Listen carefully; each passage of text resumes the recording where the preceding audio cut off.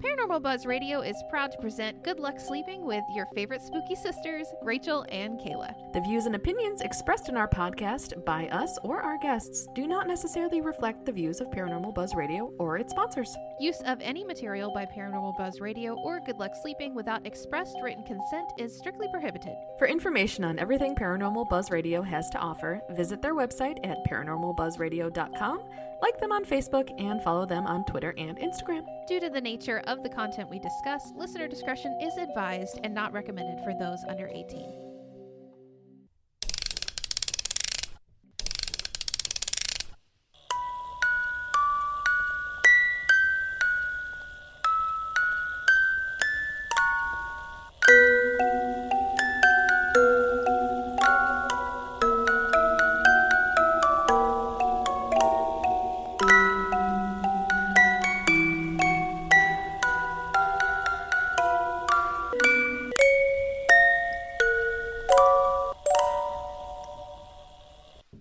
Hello, spooky soulmates. That, you guys will have heard it before, but that was our first time hearing our new intro music. I'm pumped! Pumped and jazzed. That was awesome. We wanted to do something a little more creepy this time around, and Music Box to me is just Yeah, and hella creepy. that wind up at the beginning, Yes. just chef's kiss. So hopefully that sets the tone. Yeah, I'm feeling it. Although this episode is not It's not spooky so much as just kind of like explorative.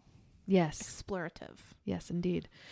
All right. Well, do you want to share? I feel like we're hopping into things way too quickly. How are you? I'm good. Yeah, I started a new job and I'm loving it. It's been fantastic. It's nice. You know, like how normally in jobs, Sunday night comes around and you're just like filled with dread. Yes, I know that feeling. I don't have it anymore. And I'm very happy for you that you don't. it's such a nice change because I kind of went from a really, really bad career situation to a really good one. So Yeah. it's really, really nice. And I think I'm finally over my food poisoning. Where did you eat again? So there's this new restaurant called the Fat Shack. That should have been my first. Where? It's literally like just down the road from us. Okay. And my husband was all, my company helped them get their equipment, so we should try it. And I was like, okay, whatever. It tasted great. Uh-huh. Not so much for the next 4 days. Didn't your husband eat the leftovers after he got sick the first time? He didn't believe me. He thought it was just too much grease. But literally, me, him, and our 2 children. Oh no! I didn't know the sick. Kids. That Yep. stinks. Oh, Both Oliver and I have been pooping it out for 4 days. So he didn't believe me. And the 2 days after we had originally eaten it, he was like, by the way, so he gets sick in the middle of the day. He's like, I think I'm going to throw up. And he goes to the bathroom and then he finally confesses to me that he ate my leftovers. I'm like, what? You stupid. I told you. yeah. So now he's like, okay, right. Oh. But yeah, don't eat there. Okay. I already gave them a negative Yelp review. Did you really? Yeah. Oh. Yeah, I have had food poisoning before also. Actually at a restaurant. That. Yeah. It's a few times at the same restaurant. Okay, I guess I'm not smart either. Why do you keep going back? It's Taco Mac. Oh, no. I got food poisoning from Taco Mac. Will not go back. It's like I can't eat buffalo wings anymore. because of the food Oh, poisoning. wait, no. It wasn't Taco Mac. It was this seedy place called Wing City. And if I had seen it in person, because DoorDash has introduced a whole new thing of problems. Sure. Yeah. Because you can't see the storefront. Right. If I had known that it looked that disgusting, I wouldn't have ordered from it. But yeah, Taco Mac you would think would be fine. And Taco Mac is, I mean, if you're local to our area, that's like the place where if you don't know where you're going to eat, everybody just is like, well, let's go to Taco Mac. Something for everybody. Yeah. And service isn't normally that bad. I mean, we usually wait quite a while, but it just gives you time to talk. It's fine, So there's a huge variety of things on the menu. But yes, and if you like sports ball, beer, that's the place sports, to go. Mm-hmm. Yeah. Yep. Can't relate, but But anyway, food poisoning twice from there. But since we've eaten there probably at least 200 times, I would say 2 out of the 200 is a pretty good percentage. Yeah. So I'll probably continue to eat there. Yeah, but the fact that all 4 of us had different food and we all got sick, Yeah. to me just doesn't bode well. Yeah, I will not be going to Fat check. Yeah. Yeah. Okay. Yeah. Great. So how's your life? It's fine. Everything's fine. It's like the dog that's sitting in the burning house where he's like, it's fine. Everything's fine. It's going to be okay. You know, it's just, I have to learn how to compartmentalize better, and I can't do that. Like, my brain does not allow me to do that. So, well, you think you have ADHD now, right? 100%. Yeah. So that's kind of like brought to light a lot of new things for you. Right. So I get I'm a perfectionist, and I want to do a good job. I like to be told when I'm doing a good job. Same. And at the job that I'm at, a lot of it is based on performance data, your error rate, and it's like broadcast when you make a mistake, right? Yes, we have an error log that is public for like multiple departments. Rachel fucked up. So I get to look at it all day and just see my initials next to like my mess up. But anyway, so it's hard because at the end of the day, I want to just like put work away and focus on family. But this nagging voice in the back of my head is like, oh, were you put on the error log again? Like, are there any issues? Because I am ahead of time. So they are still working for quite a while after I finish working. So there's multiple chances for things to go wrong while I am off the clock, and that they could pertain to me too, like these errors. So anyway, I check it way too often. And the fact that I work from home and my work computer is at home just makes it far too easy to look.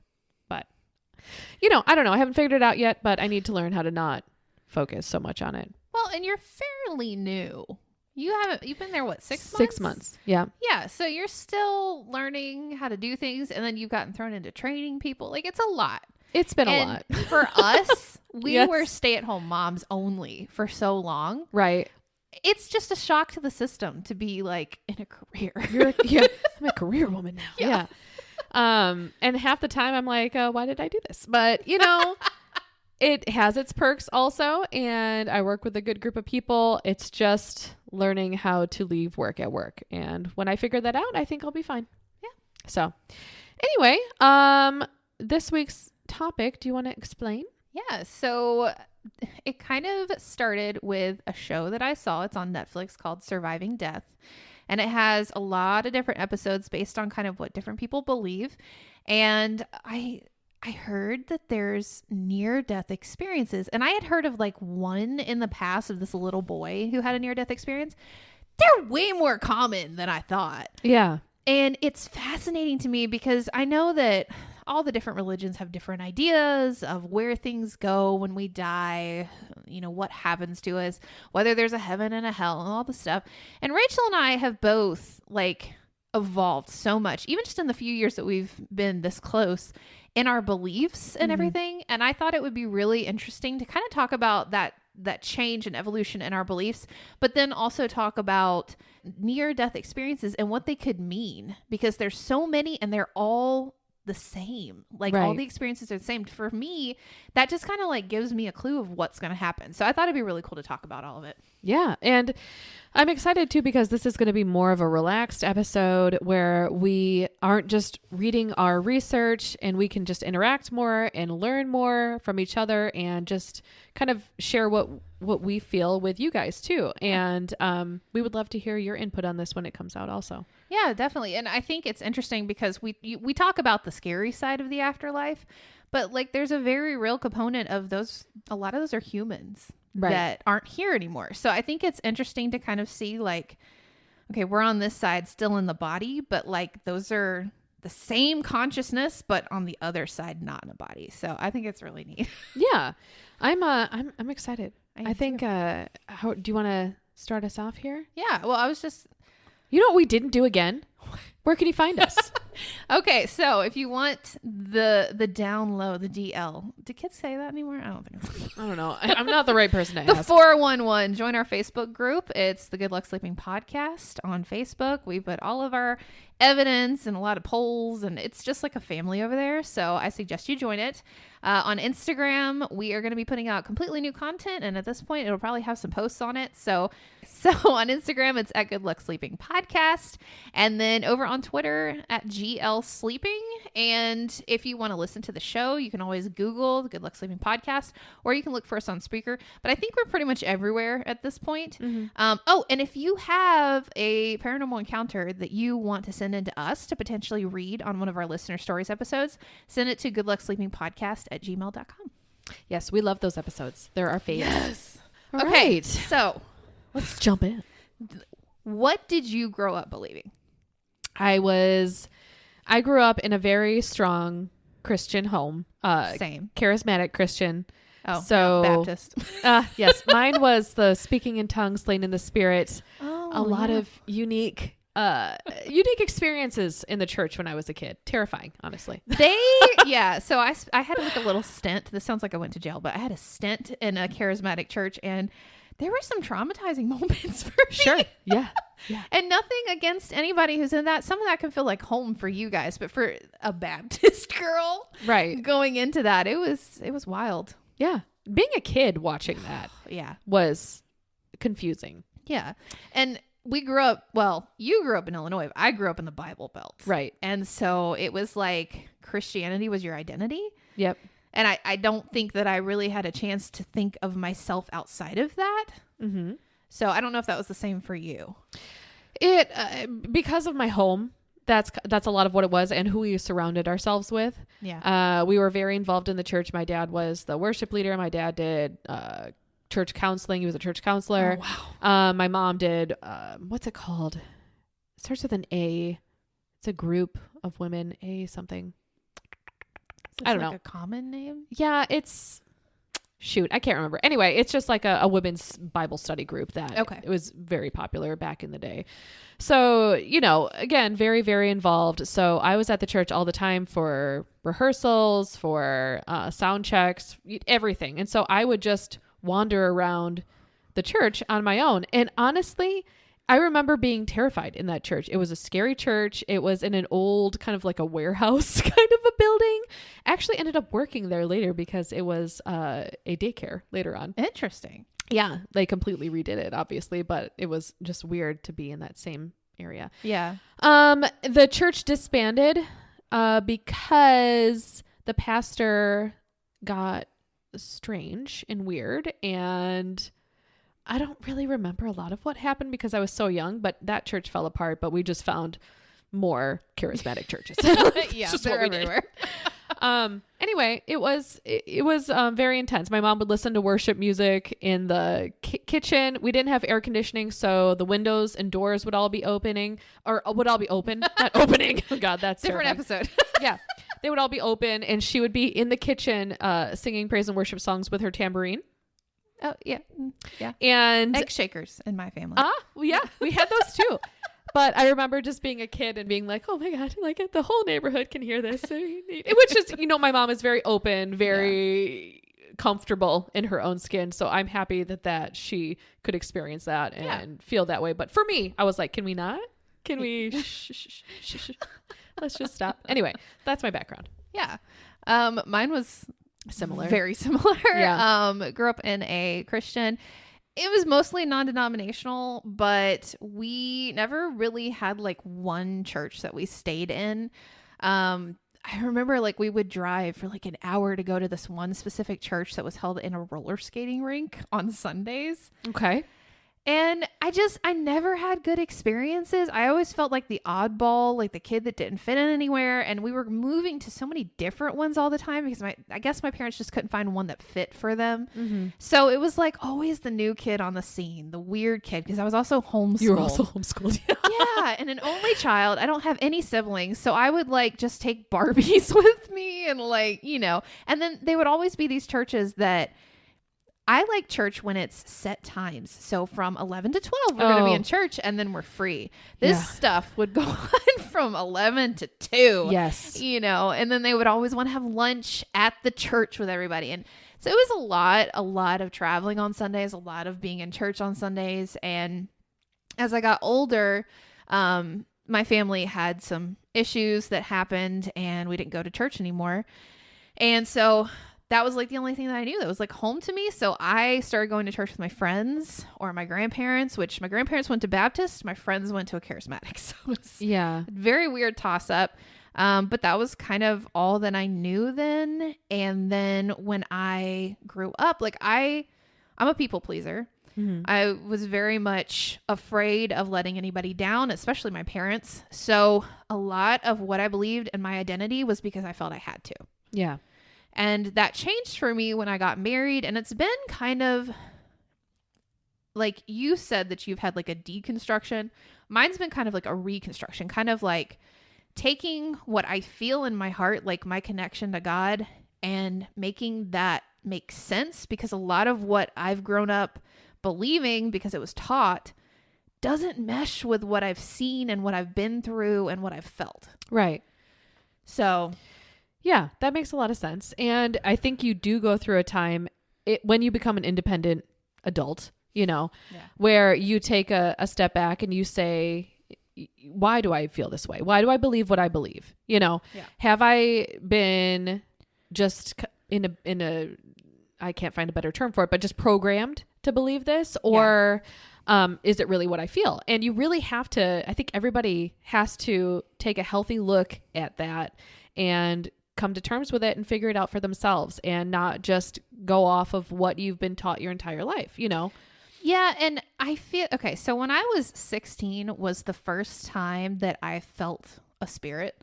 Mm-hmm. And that has just gotten bigger and bigger as I've grown older. And so like the Bible teaches that once the spirit passes over, it doesn't come back. It doesn't have connection with the earth. Like once you're up there in heaven or hell or wherever, you don't have any kind of contact with people. But like I've literally felt spirits, and trying to rationalize the things that the Bible, I mean, it doesn't talk that much about the afterlife, but like, rationalizing those things with what I've actually experienced in the world, it's been a weird thing for me to try and figure that out, because I believe in mediums. I believe that those abilities are real, and I'm sure there's people that are fake and faking it, mm-hmm. but the Bible's like very against mediums. Mm-hmm. And I'm just like, we don't ask for these things. I'm not saying I'm a medium, but like being sensitive and stuff like that, you don't ask for that stuff to happen. So like the more that we've done this show and we've talked about these entities and these things, they don't make sense mm-hmm. with what I grew up with. And I kind of wrote down what I was thinking earlier, because I didn't want to like get all jumbled. But basically, the church does not teach ghosts. They teach only angels and demons and nothing beyond that. And it's taught that once you die, you do not have a connection with this world or the people here. So it's incredibly confusing as I experience paranormal activity. For me, this and they know this, that I can sense energies and usually can tell what kind of energy it is. But when you feel like a human spirit, it's like, but I thought you couldn't be here, Mm-hmm. So it was very difficult to understand and make the two mesh. And I've realized that I kind of have to break away from those generalized teachings mm-hmm. and be like, okay, obviously I have this sense for a reason. Like it has to, like, there's just no reason for it not to be. And then I think, what's the purpose of that? And I've realized that what I believe has kind of broken away from what I was taught. Right. And so that's kind of been an evolution for me. My reality now is not necessarily tied to what the church taught, mm-hmm. but what I've experienced, because I feel like I was given these experiences for a reason. Mm-hmm.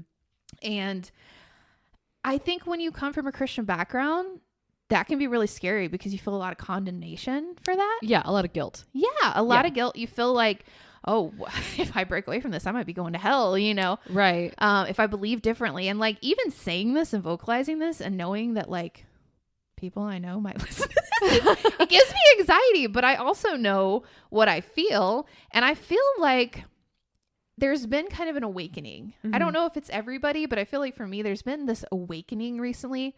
I feel like real woke, as the kids say, that what I've believed, it's been like this process of making sense of what I'm hearing and feeling and seeing and understanding it. So less like what I said, it's like a reconstruction. I'm not completely walking away from my roots, but I'm having to make it make sense. Right.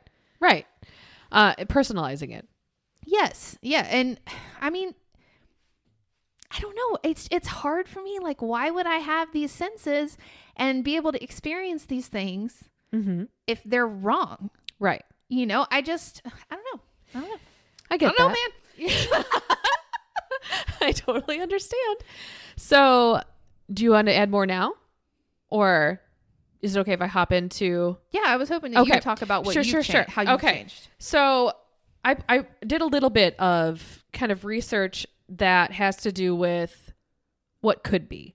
Okay. Because honestly, I don't know, you know, and like I said, I grew up in a very Christian home. I went to a controversial youth group that did some interesting things, and they were very image focused and they were very guilt driven. Yes, that's something a lot of people don't talk about, but I think a lot of us have experienced is church trauma. Oh, yeah. Yeah. This church in particular, the leader of this church is under investigation for spiritual abuse right now. Oh, wow. So she honestly messed up so many people's lives. Like, there are so many people that I went to youth group with, a lot of my leaders that are have completely walked away. And it's because of their experiences in the church. I would not consider myself a Christian at this stage. I wouldn't consider myself, I think I just don't know, you know? Yeah. And I'm okay with not knowing at this time because, I guess if you look at it, let's take Christianity and let's look at it in an abstract way. There is a being in the sky that created all of us to worship him, but he was all knowing. He knew everything that was going to happen, that is going to happen in the future, blah, blah, blah, blah, blah.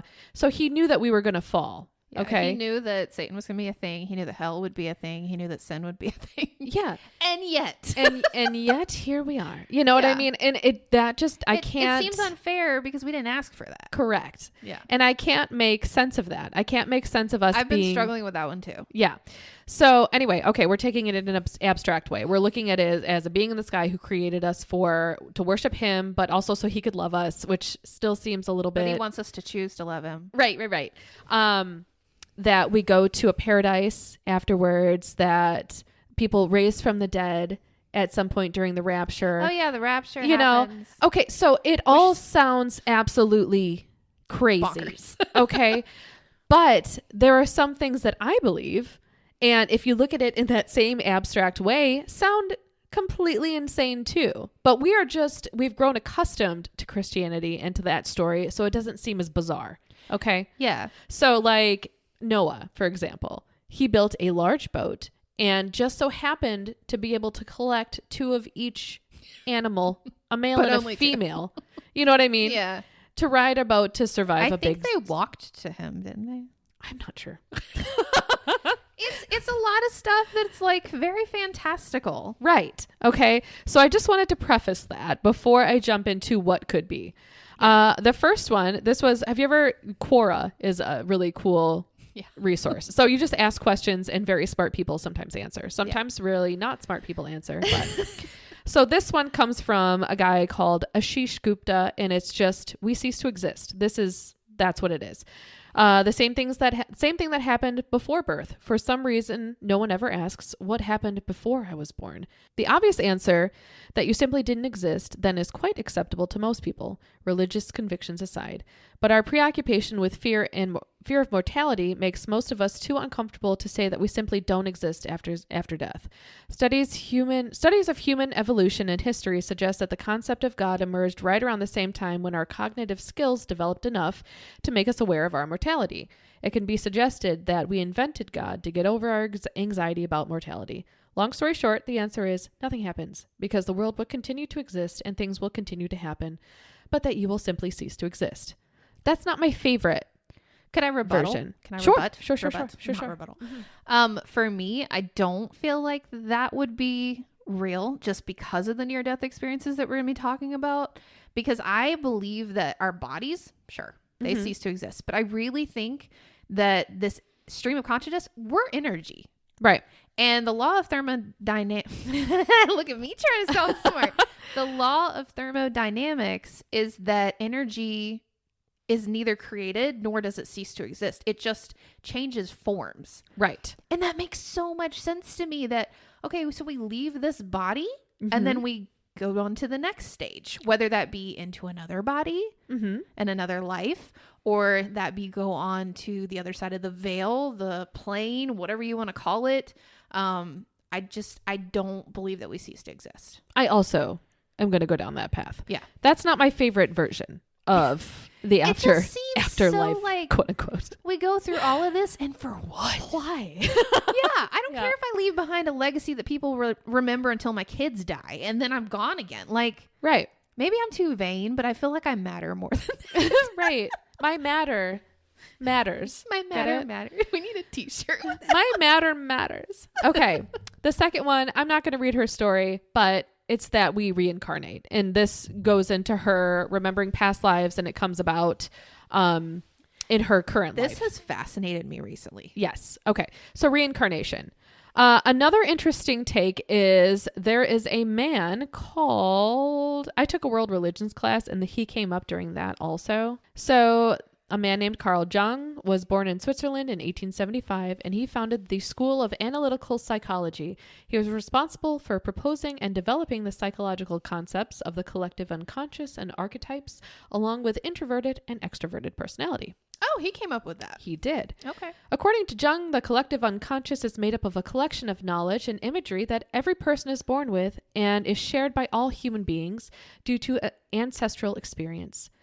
Though humans may not know what thoughts and images are in their collective unconscious, it is thought that in moments of crisis, the psyche can tap into the collective unconscious. Oh, so things that we may have not known before. Right. That actually makes sense, because I'll have these moments where it's like I'm really trying to make these ideas jive Mm-hmm. and they just aren't connecting. And then all of a sudden I'll wake up and it all makes sense out Right. of nowhere. Yeah. Because, I mean, maybe it's your quote unquote guides Yeah. that are helping you, or it's just part of who you are. Over here, sweetie. Yeah. Yes. That's coming forth to show you. Yeah. Okay. This is what I believe. And this, it sounds crazy. I understand that, but everything sounds crazy. Okay. The at fact first. that we're energy, Yeah. that's crazy. Right. I mean, really, everything's just kind of wild anyway. Right. And this, I want to call, what do I want to call this? A concept? I don't know. Thought process I've seen from a lot of people. Like, I've heard this repeated, and it's that we are all spirits and have always existed and will always exist, albeit on different planes. So we come here to learn. Earth is the only place that we are able to learn lessons and feel pain. And that is why it is literal hell. Earth is hell on earth. See, when you first brought up that theory that Earth is hell, I was like, oh my God, it makes so much sense. We have to go through so much physical pain, so much emotional pain. I have bipolar disorder, mental pain. Like, Right. it makes sense. Like, how could hell be worse than this? Right. Like, this is where we struggle. Yeah. And okay, this is where we grow and learn, and we figure out how to ascend to higher planes. It's through the hardships that we face here. All religion is related to one another and can all be traced to these similar beliefs. Not spot on, but a lot of religions, including Christianity, Hinduism, Buddhism, they all kind of have the same basis. But I believe that we are not meant to be here. This is not our home, okay? Yes. And that we come from and go to a place of peace and of tranquility. I don't want to joy. Yeah, which would be quote unquote heaven. Yeah. And there is a final destination for us. But you don't necessarily think there's like a gatekeeper and a place to go even lower than Right. Earth. Right. And I do believe that the people that you are closest to here on earth are part of your kind of community. Okay. And I've heard a lot of people say that you kind of all have to decide if you want to come back. So like, say you're in the place of tranquility and you're like, I don't feel like I can move to the next plane. I need to learn more lessons. And the people closest to you have to be like, okay, you know what? I will come back for you. I will play this role in this life. Interesting. So like, maybe you were their parent in another life. They were yours. Like, I don't know, and we all come back and we go through it together and then we ascend.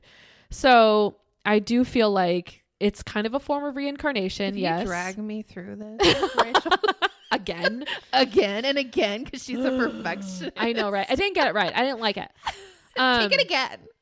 I don't know. I just feel like there's a purpose for everyone. There's a purpose children who don't stay here long, as hard as it is. I feel like everything has a reason for being here. Well, it seems so futile to think too, like a child that dies, like that's all they get. Right. That's all the time they get with us. Right. You know, And that's all the time they get, period. You know what I mean? Like, even from a Christian standpoint, yes. I could understand reincarnation. Right. It just makes sense to me. Like, we're on this earth to learn lessons, to mature, to, you know, become better people. Otherwise, what is the point to being on earth? Right. You know? So it makes sense that we would come back until we've finally completed that like evolution of self that we need to make. Right. And I mean, I don't know if I've shared it on here. I probably have, but I mean, I've lost a son. And do I think that that was his only place or his only time being on this earth was that very small amount of time that he got on this earth? No, I don't. Like, do I think that maybe he is one of my children now and he just taught me something in that moment, or he had a purpose for his short little life here then? Yeah, you know, like he could be one of my older kids. You know, his soul could have moved over again. Well, because he was before your other two. Mm-hmm. Yeah. So, and I mean, I don't know. I think it's all just fascinating to think about. And I think that the reason why we do this podcast, honestly, is because we're curious. There's so many things we don't know. And I think it's really wise to listen to other perspectives. Yeah. I mean, why would you be closed-minded and just stay in your rut your whole life? Like, we're here to grow. We're here to learn. So I like that we can have these conversations open-mindedly. We don't have to agree. Right. The people listening don't have to agree, but it's something that we can explore as a community. And honestly, my beliefs are probably going to change, you know? Yeah. I mean, they're always changing to me. Right. And growing. So, but that is... I'm just open. I'm open to really any possibility. I'm open to the possibility of God. Wouldn't it be wonderful if that was the case? And see, I personally still believe in God because I have always had a very, very strong intuition, faith, gut, whatever you want to call it. And it's almost, and this was so hard for me growing up too, because church and the God that they taught in church did not mesh up with the relationship that my soul has with God directly. It's kind of like, I want you to envision this in this way. It's almost like I have a direct line to heaven. Like it's like my spirit's connected. You know, I don't need to go through Mary or, you know, pray to something else to help me connect with him. I feel like he's with me all the time. And the God that they teach in church is like, he's mean and he's judgmental. And I never felt that. Like, God has never felt condemning to me personally. So when those two things don't mesh up, it's like church is human taught. So there is room for human error. And, you know, I just kind of go off, well, I was given this intuition for a reason. I was given this strong feeling, this faith, whatever you want to call it, for a reason. I'm just going to trust it. Yeah. You know? So as I've kind of grown, I've had to shift and make sure that what I'm feeling is the forefront of what I believe, because people can be wrong, you know? Right. And so I don't know, like, I still believe in God because I feel him, and that's all there is. Like, that's good enough for me. Like, I feel him, he's there, but I'm having to reconstruct like everything that I believed before. I'm not entirely sure that there's a hell. I mean, honestly, I don't understand the purpose of it. Right. It seems cruel. And it seems like, like I said, we didn't ask for this. Yes. You know, and I have a theory that our souls, before they're put in bodies, are floating around up there somewhere, maybe in that tranquil place. And we forget that once we come into a body, because we are limited to a physical thing. And it's almost like a computer with too much information. It's going to overheat. So to save us from like mental explosion, we forget those things. And then that would explain why, like, people start remembering past lives. You know, there's a trigger or something that they're just like, oh my gosh, I remember this from the past, but they don't know when it was or anything like that. So I have that theory that, like, before we're in our bodies, we're the energy and this consciousness thing. And then when we come to Earth, we get kind of compartmentalized into one body to learn a lesson. And then we leave it again to go back up. Right. You know? So that's clearly not biblical.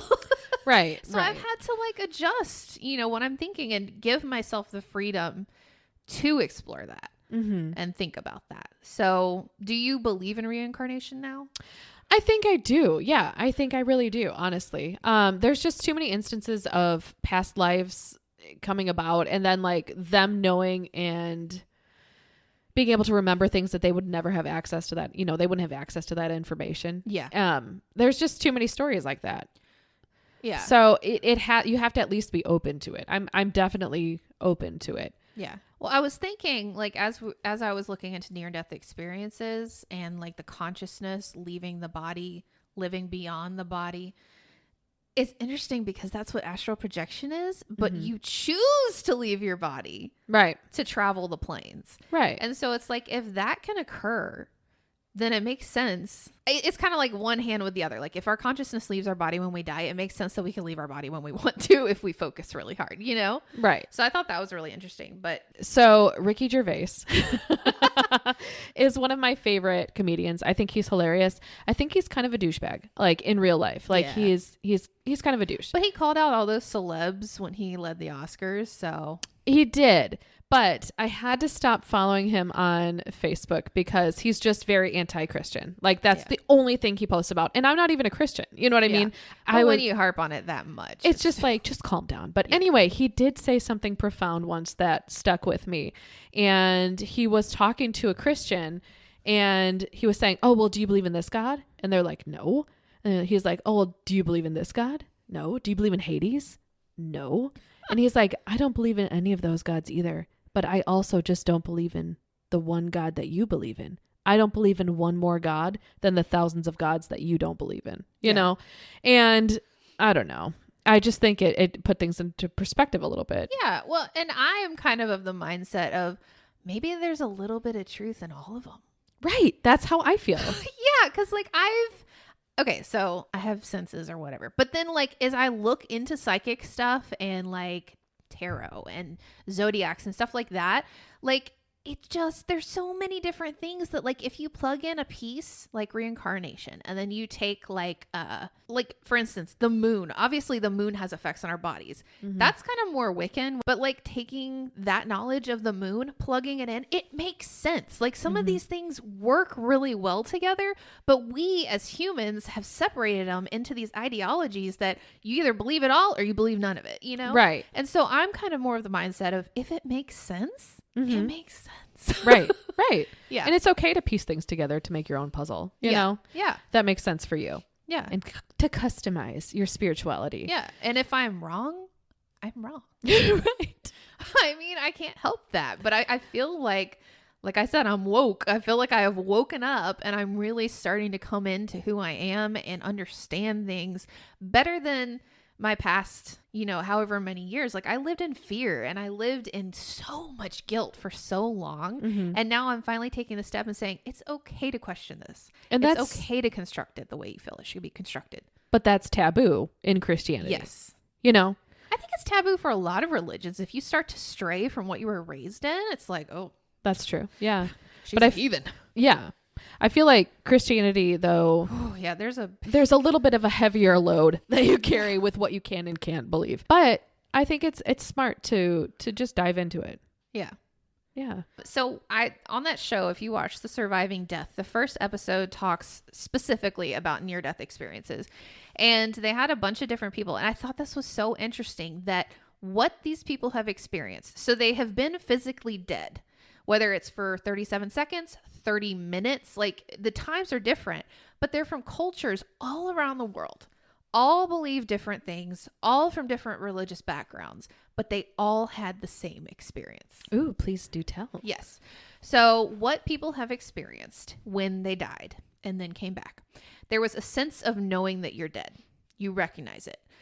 There's no fear. There's no pain. You're instead enveloped in like this warmth, this joy. Love. I've heard it's like just pure love. Yeah. Like you're just completely comfortable and at home to the point that when they come back, they don't want to.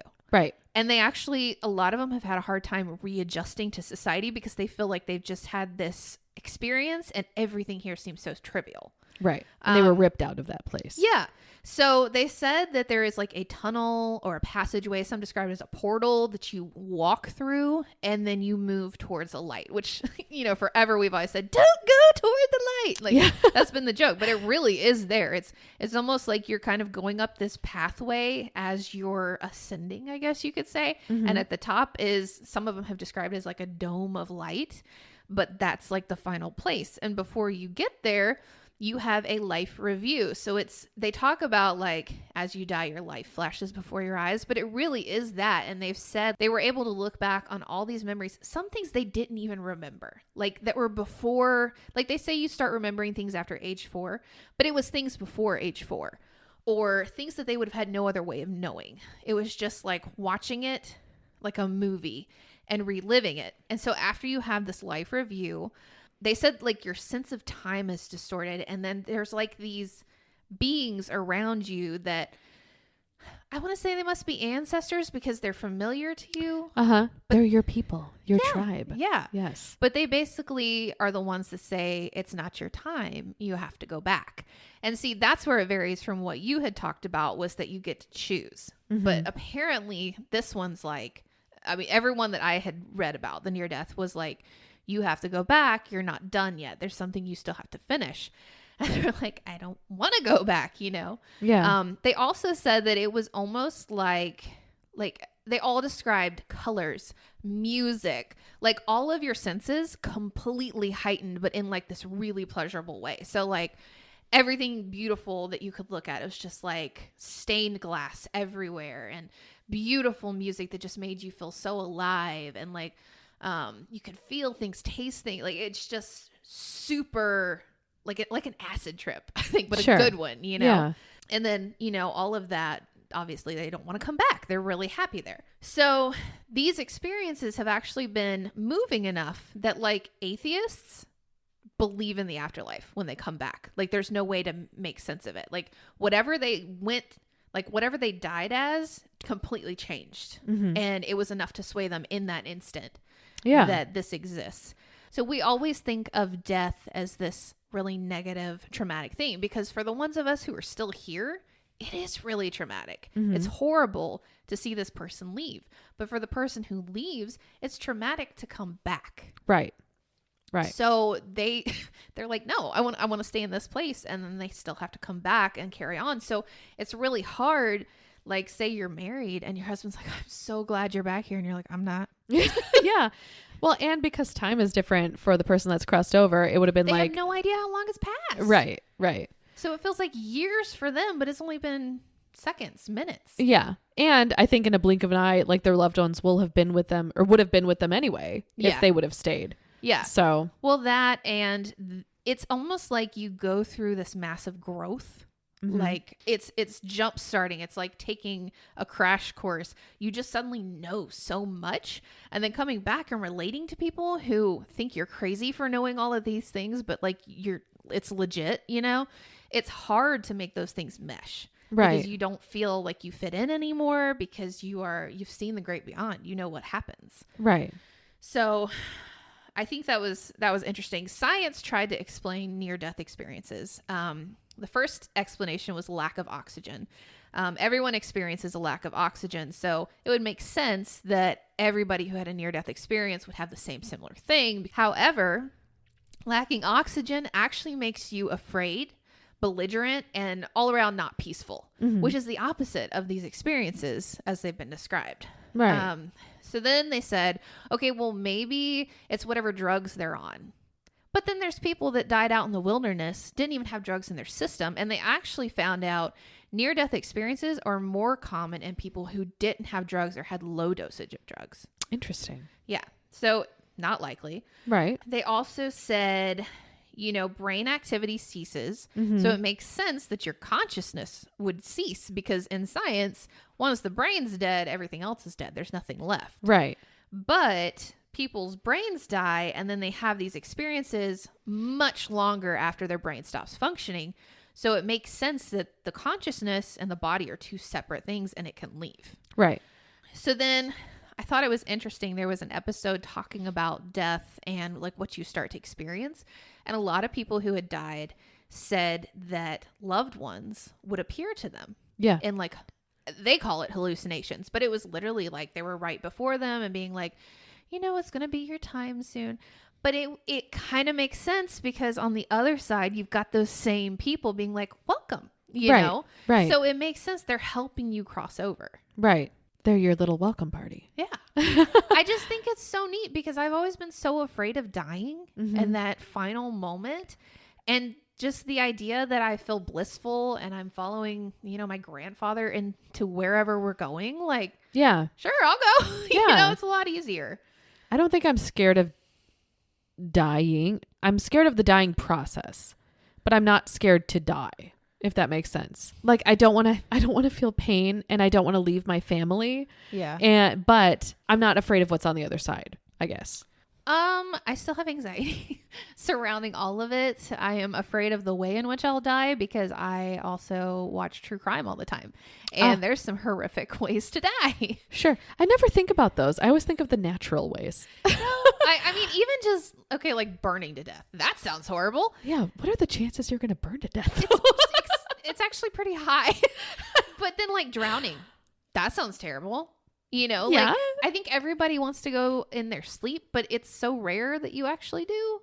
True. Because like so many things have to align for that to happen. And I just feel like, I don't know, I feel like I'm going to have a horrific death. So I've always been afraid of it. Wow. I mean, we all have our traumas and our triggers. Trust me, I totally understand. Yeah. There were just a couple of other things that, I don't know, I feel like it added to this conversation and kind of gave some, not thickness. Thick. What's... Like, it just kind of backs it up, I guess. Okay. Some depth to it? Yeah, depth. Okay. That's a better word. So after death, some loved ones seem to send messages back. Right. Which would prove that they're still existing somewhere. And they still think form. about you. And they still think about Yeah. you. They're conscious. Yes. So a lot of people will see like a specific bird over and over or a bug over and over. Some will like spot the same type of coin, or they'll pick up a coin and it has like the birth year of the person who passed on it, or they'll get like a smell, like we were talking about the poltergeist. The smell will come along, but it'll be like their perfume or something that was familiar to them, right? And there's no reason for it to be there. There was actually a story, and it was two sisters, and their mother had passed, but before she had passed, they used to visit her and they would all go bird watching. That was what she enjoyed doing.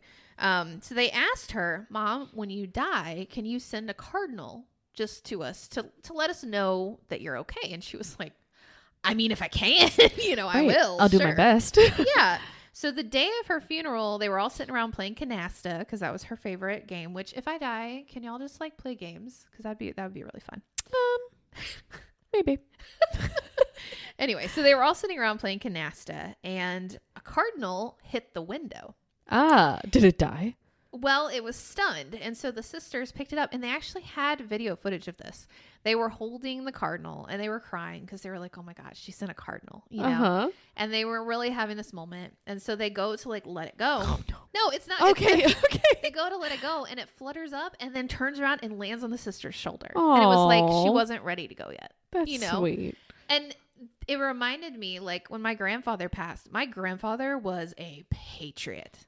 He was in the army. He was huge for this country. I mean, he had star-spangled pants, star-spangled banners. There was always a flag hanging up. He taught me the proper way to dispose of a flag. Like, this man was big on the USA, okay? Yeah. And the bald eagle was, like, his thing. And so when he passed, big holidays would come around and somehow we would always see a bald eagle in the tree. Now, bald eagles are pretty rare. Right. That's not something you see Not a regular. common sight. Right. Yes. So the fact that it would show up, it felt like he was saying, I'm here with you in spirit. That's really cool. Yeah. Yeah. So I thought that was interesting. And to me, that makes me feel like, okay, his energy still exists and he is conscious enough to send us that. Right. And has the power to do that. You know what I mean? Exactly. So it makes you wonder, like, can souls kind of stop by for a visit or reach through that veil? It doesn't seem like the division that I've grown up being taught, that like you go to heaven and there's a strict divider there, or you go to hell and there's a strict divider there. Yeah. Or if there's any sort of spirit here that could be a loved one, it's a demon. Like I feel like that's what we were taught. Oh no, that's not your loved one. That's a demon. Demons are the only thing that could be ghosts. Yes. Yeah, exactly. Or spirits. Yeah, like their shadow beings don't exist. Anything that could be remotely okay. No, it's a demon. Bigfoot. Oh. Reincarnation. There was an episode on reincarnation, and we've talked about it before too. The idea is that your emotions carry over, and the proof in it is that there will be children who have like these intense fears. Yeah. And then the ones that remember are like, oh yeah, that's how I died in a past life. Yep. What would your death be in a past life? In a past life, getting old. You died of old age. Just dying of old age. Yeah. What about you? Tornadoes. I died in a tornado. You're scared of tornadoes? Or heights. I must have fallen off something. Oh. I feel like it's crippling fear of heights. But that's a natural preservative fear. I can't be 6 feet off the ground. I can't get on a ladder. Interesting. Yeah.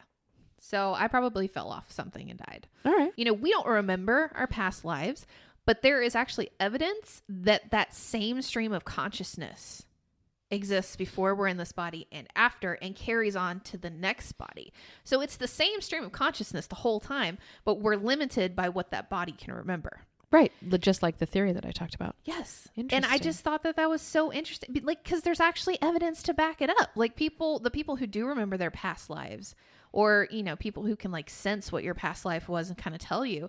Like there was this little boy and he remembered being like a 40-year-old Hollywood man. I remember that story. I heard that story. It was crazy because how would he know this stuff? And like they literally showed him a picture of the Hollywood sign. He had never said Hollywood, but they were showing him pictures trying to see like if they could connect something with it. And he's like, that's my home. I want to go back there. And then found out that they found this guy's daughter.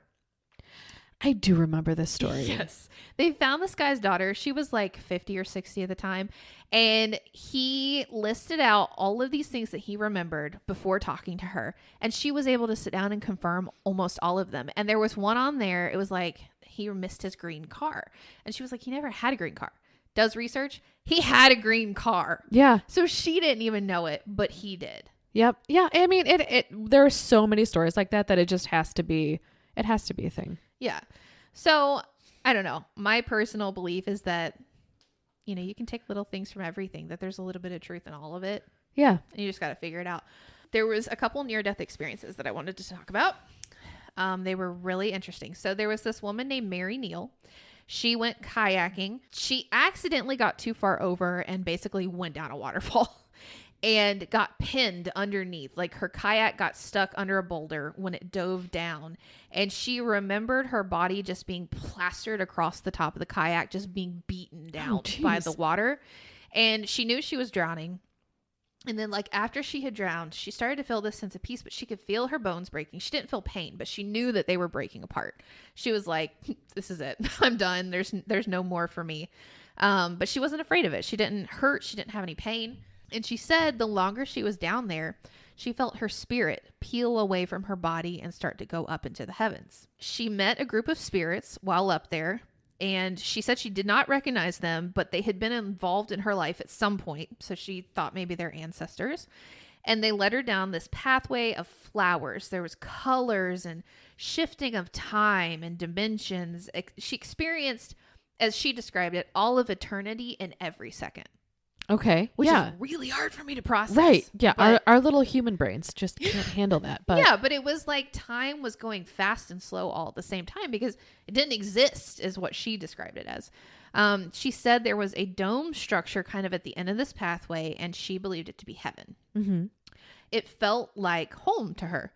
But she could also look back and see her body submerged under the water in this river. And she watched the kayakers try to get to her. They kept trying to go down and get her. And after about 15 minutes, it became a body reconnaissance rather than saving her life. And this, one of the kayakers saw her backpack like going down the stream. And so he rushed out to get it because he thought her husband might want it, just to like have it for remembrance. And he felt her foot. Ugh. And he pulled her up and dragged her out of the water. And so they were able to retrieve her body. She said that she was bloated, purple, and she had fixed eyes. So she knew, like, that body's dead. Yeah. She knew she was physically dead. So they started CPR, and she could still hear them calling her to come back. Mm-hmm. And at this point, it had been 30 minutes that she was dead. No oxygen for 30 minutes.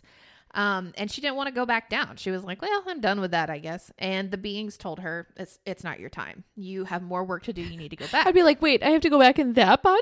Right. The purple one? I don't want to. So meanwhile, the kayakers, they're like out in the middle of the wilderness. So they put her body over a kayak. They got her breathing again. And they threw her body over a kayak, and they're like carrying her out of the woods, trying to get her up to a road. And they're in like Chile. So, you know, there's not going to be much EMT response. They walk up, and there's an ambulance just sitting there. Mm. So she gets in the ambulance, goes to the hospital. She was in the hospital for a month, makes a full recovery. Walking, talking, 0 brain damage. That's crazy. Perfectly 30 fine. minutes? Yes. Wow. Now, this is the weirdest part. She came back knowing that her son would not live much past his 18th birthday. Oh, God. That's awful. So she said that she just kind of lived with this fear in her heart, you know, all the way up to his 18th birthday. And she never told anybody about it. And then right before he turned 18, she told him. And he was like, yeah, he was like, okay, Mom, sure. You know, crazy. He lived past his 18th birthday, and she kind of relaxed a little bit. And then he was like really big into skiing and stuff. And he was doing like some kind of skiing something and got hit by a car and died instantly 2 years later. Wow. And she was like, you know, having a near-death experience, having all those things and seeing it and feeling the peace doesn't stop her from grieving his loss. Right. Because he's not here with her anymore. She's stuck on this side now. You know, he's up there. Yeah. So she said that death is not the end, and that does give her some peace, but she still grieves. Right. So anyway, that was her story. Wow.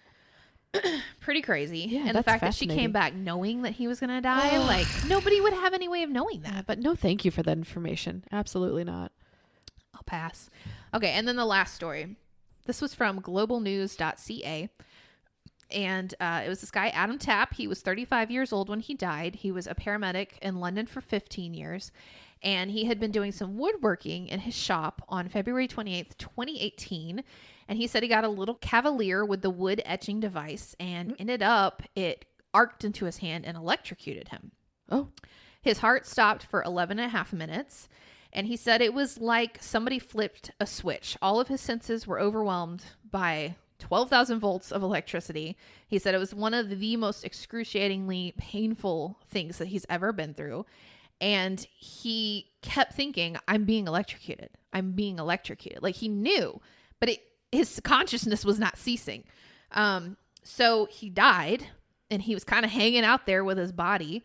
And he had a friend that was resuscitating him. And as soon as he came back, he fell into a coma for 6 hours. So while he was in this coma is when he had the wild experience. So he said he just woke up in a place that it felt like he'd always been there. Yep. It was familiar. It was black, and it kind of seemed like space. It just felt like, I was thinking like the astral plane is what it sounded like. Yeah. He said then he felt like a frequency wash over him, and he saw what looked like gasoline on water with like all of these geometric shapes and patterns. And he felt like it was communicating to him through emotions and feelings.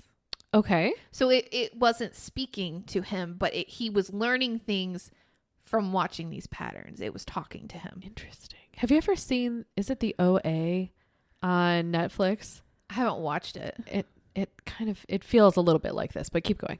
So he said he just started fading into the fabric of the universe, and it was like really peaceful and pleasant and warm, and he was happy. And eventually he woke up from the coma, and he asked, you know, how long was I out? And he totally believed that if they had said 30 years, he would believe it. And of course, they only said 6 hours. And so he said the sense of time was incredibly confused, but what's more surprising, and he didn't expect, was that he didn't feel at home in his body. Mm-hmm. And so it took him a while to feel comfortable. He said that he was very aware of having to breathe. That'd be So- a really annoying thing. Yeah. So like this thing that's been involuntary for our whole lives, suddenly you're extremely aware of breathe in And breathe out. blinking. Yeah. And blinking. And so he said, what I take away from this is that this absolute unequivocal feeling that death is supposed to happen. It might not be pleasant and we might not want it, but it is supposed to happen and is very literally a necessary part of all life. As fearful as these moments are for people, it's not necessarily a bad thing. It's actually deeply beautiful. Well, that's wonderful. So it kind of eases some of my fear. Yeah. I'm not scared of what's beyond. This is not, life can be hard, and I try to be a glass half full person and say, I'm here for a reason. But, just the day-to-day things and experiences that you go through. Like my dog was sick recently. We thought she was going to pass. It's just, there's always something that's going to be hard in your life that you can learn from. And one day it will be nice to not have to, deal with any sadness or any suffering. stress. Yeah. Yeah. And the more we talk about it, I think it is the death part that scares me. It's the act of dying. Yeah. Because if you're not killed instantly, there's going to be suffering. Yeah, it's not going to be like fun. Everything else we go through here. Yeah. So I think that's my biggest fear is I don't want to feel myself drown or my body burn alive. I just want to go to that warm, happy place and stay there. Right. And then I also worry about who I leave behind. What if I die now? Oh yeah. with my kids? I can't think about my kids being sad. I know. That's the hardest part. Yeah, for sure. And then I don't want them to die before me because then I'll be sad. Right. It sucks. That was the only appealing thing about the rapture was we all go together. Yeah. And it solidifies the fact that Earth is hell. Honestly, but I don't understand there being a hellier hell. right. What could be worse? I mean, I guess experiencing the demonic entities I've felt, being tormented by them for the rest of eternity. Yeah, that would suck. But I'm tormented here by them anyway. So yeah, I don't know. This is our lesson plane. This is our school of life, Mm-hmm. But it's interesting to kind of take all these theories into consideration and still be open. And maybe we'll come back and have another episode in a year and be like, hey, I don't believe this anymore. This is what I believe now, and that's okay. I'm curious, taking what we just talked about and how life is this lesson. What do you think about ghosts and how they think that they're still here because they have unfinished business? Maybe they weren't open in this life, maybe they weren't at a place where they were willing to learn and to teach other people. I think they get trapped.